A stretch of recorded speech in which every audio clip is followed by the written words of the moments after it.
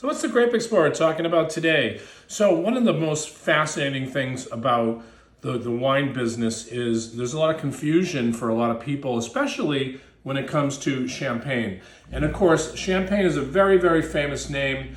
We all know that champagne, or we should know that champagne only can come from Champagne in France. But you know, I love champagne, it's my favorite thing, but there's always alternatives that I'm looking for. And we're gonna search now in Italy for an alternative because there's one area that I think is very, very interesting, but maybe not discovered by a lot of Americans. And I wanna let you know what it is. It's called Franciacorta.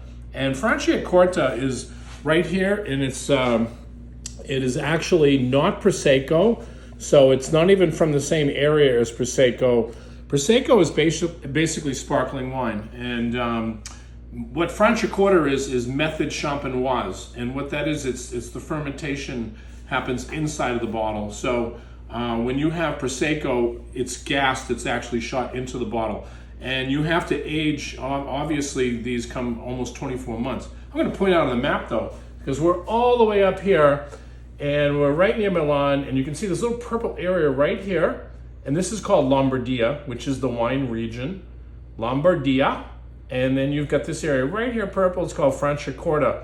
And it's really mostly sparkling wine, actually method champenoise region. And you've got Brescia, which is the large city right here. So very close to Milan. If you land in the Milan airport, you just drive here and you're right into the hills, they call it, of Franciacorta. And it's got a beautiful history to it. So I want to at least read about this area because Franciacorta, the name actually goes back as 1277 when it was actually called Franciacorta, and it's a beautiful area. So you can just point it out on the map right here.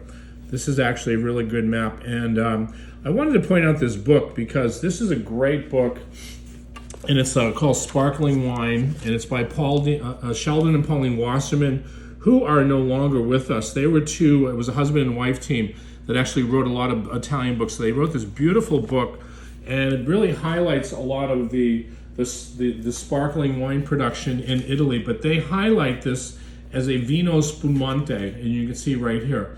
And when you just turn the page, it's the first thing that you notice is they talk about the wines of Franciacorta. And I had a nice experience here because back in the late 80s, I was actually the distributor for Ca del Bosco, and you can see Mario Zanella here, quite famous, and they listed this Ca del Bosco at the time as the finest producer of Franciacorta. And you know, when you tasted the wines, you know, they obviously were the closest thing to champagne that I ever tasted, and I was quite surprised because you know, a lot of people may not have known Italy at that time. Of course, to compete with champagne was going to be very, very difficult for these people. It was quite an undertaking. The Zanella family invested a lot of money. They actually dug out of the side of the hill, you know, the cooling caves, just like in Champagne. So, because it's the hills of Franciacorta, and you have this kind of chalky soil, which we had talked about.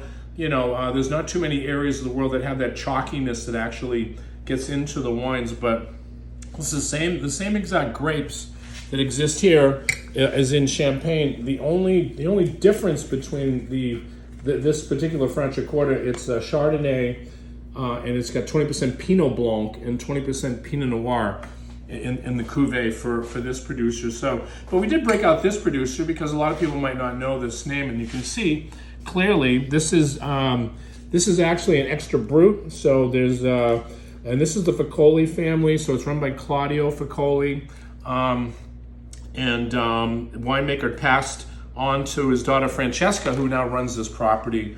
And we decided to highlight this. So when you smell this, you definitely get champagne. I mean, if you threw this into a blind tasting, sometimes it's actually good to surprise people, because if you do that and you don't tell people where it's from, the first thing they would probably say, oh, it smells like champagne, because it has that mineral, that kind of flinty note to it that champagne has. But when you taste it, you know, and I always describe the fruit, so you're getting a lot of that orchard fruit, so you get a lot of that that beautiful kind of like pear note as well.